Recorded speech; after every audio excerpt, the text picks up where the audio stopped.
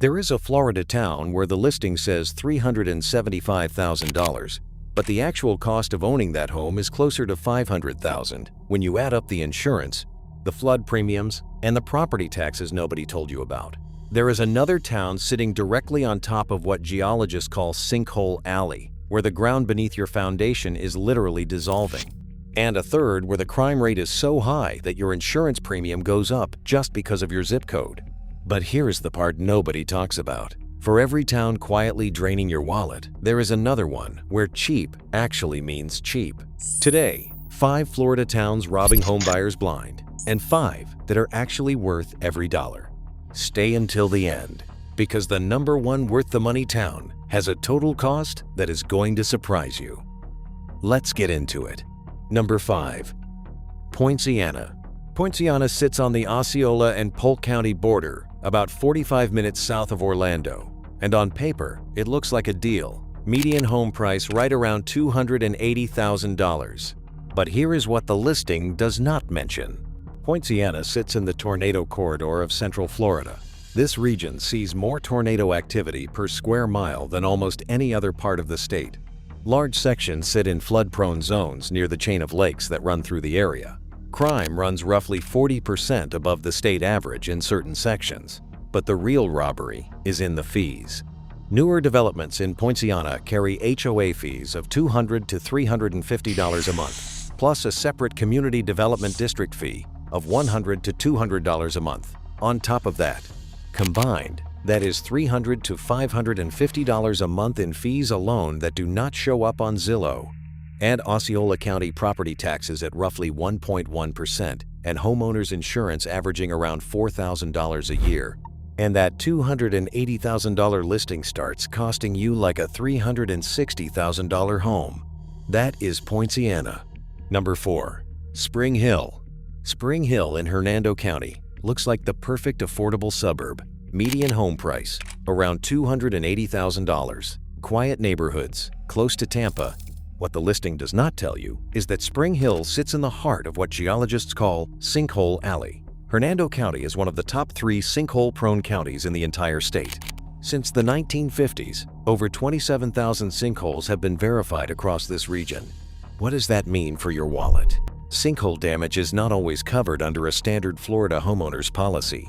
If you want sinkhole coverage, you are paying for a separate rider that adds $500 to $2,000 a year to your premium. Sinkhole testing for a single property runs $5,000 to $10,000. And if one forms under your foundation, repairs cost $10,000 to over $50,000.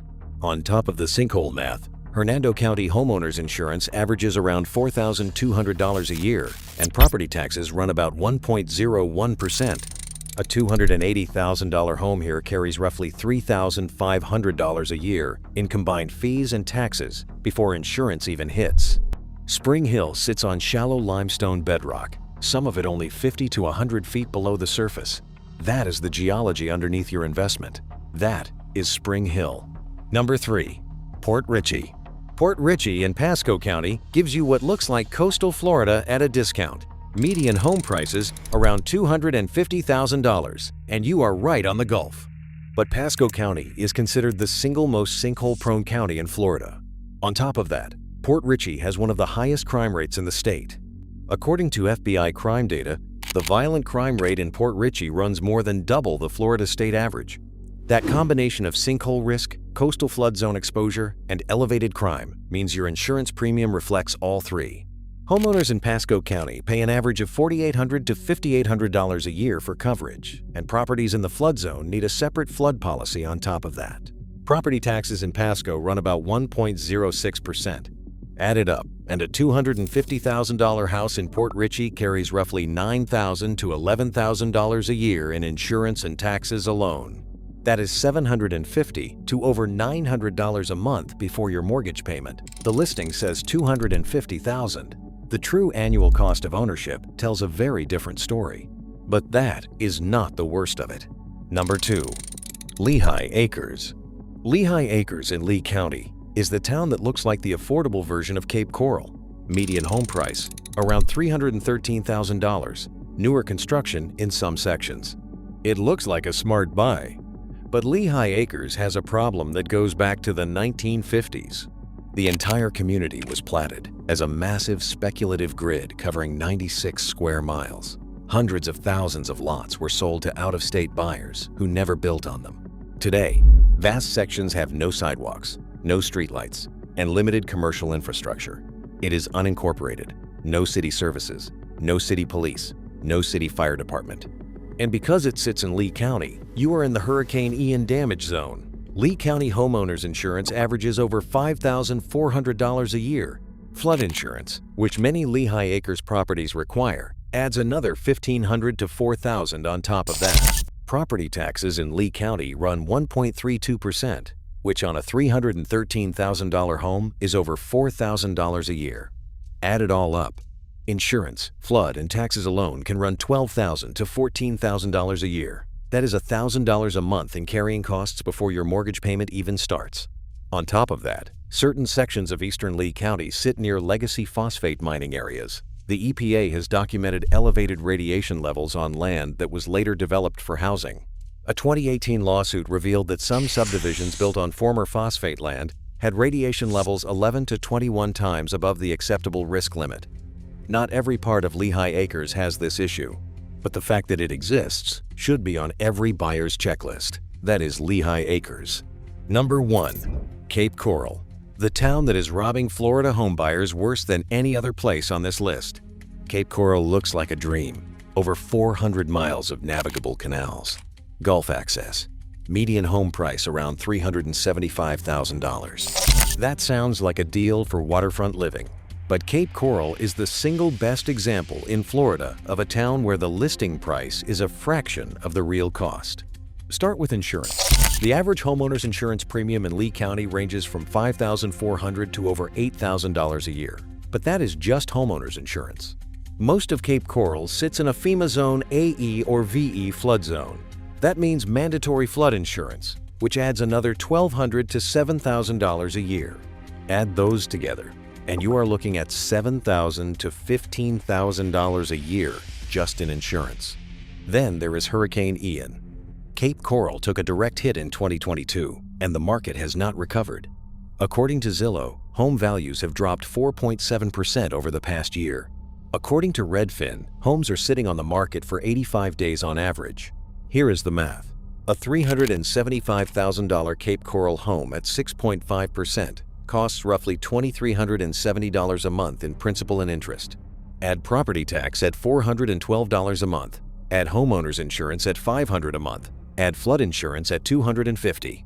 Your real monthly payment is not $2,370. It is over $3,500 for a $375,000 house. That is Cape Coral. Those are the 5 towns where cheap is not actually cheap. But not every Florida town works this way. If you are the kind of person who runs the numbers before making a move, subscribe. The next 5 towns are why you are still watching. Number 5 on the worth the money list, Bartow. Bartow is the county seat of Polk County, right in the center of the state. Median home price around $220,000. It is a county seat, which means real infrastructure. A courthouse, a hospital, government employment that anchors the local economy. It sits inland, so insurance costs drop dramatically compared to the coast. No mandatory flood insurance for most of the town. No sinkhole alley geology. And because it is a county seat with a historic downtown, there is a floor under property values that purely residential communities do not have. Bartow is functional, affordable, and honest about what it costs. Number 4. Palatka. Palatka sits in Putnam County on the St. Johns River, about an hour south of Jacksonville. Median home price around $190,000. But here is the number that matters most. Putnam County has the lowest average homeowner's insurance premium in the entire state of Florida, $3,808 a year. That is roughly half what buyers in Lee County or Broward County pay. Half. Palatka has a historic downtown, a regional medical center, and direct river access. Is the job market limited? Yes. But for remote workers or anyone on a fixed income, home price plus insurance plus property tax keeps your total monthly cost under $1,500. That is Palatka. Number 3. Deland. Deland in Volusia County is a town with something most affordable Florida towns do not have: an anchor. Stetson University has been here since 1883, and it keeps the downtown walkable, the restaurants alive, and property values stable because there is always demand. Median home price around $280,000. Insurance runs well below the coastal Volusia average because Deland sits far enough inland to dodge the worst wind premiums. Crime is low, and the historic district has real character. Dollar for dollar, Deland might be the most livable town on this list. If you have made it to number 2, you are clearly someone who does the math before making a big decision. That is exactly who this channel is for. Subscribe. I cover towns like this every single week. Number 2. Sebring. Sebring sits in the Florida Highlands, and that word matters. Highlands. This is one of the few places in Florida that is genuinely elevated. The town sits on a ridge roughly 150 feet above sea level. In a state where most coastal towns are barely 10 feet above the waterline, that elevation changes everything. Lower flood risk, lower insurance, and a lifestyle built around dozens of freshwater lakes. Median home price around $210,000. Cost of living runs 15 to 18% below the national average. Insurance is inland low, and there is no sinkhole alley geology to worry about. Sebring also has the Sebring International Raceway, one of the oldest racing circuits in the country, which brings tourism dollars and keeps the town connected. For lake access, low costs, and high ground in Florida, Sebring is the real thing. Number 1. On the worth the money list. Ocala. Ocala in Marion County is the town where every number actually adds up. Median home price, around $270,000. That is 35 to 40% below Tampa or Orlando. But the price is just the start. Insurance. According to Great Florida Insurance, a wind-mitigated home in Ocala averages around $2,200 a year. That is roughly 1/3 of what Cape Coral homeowners pay.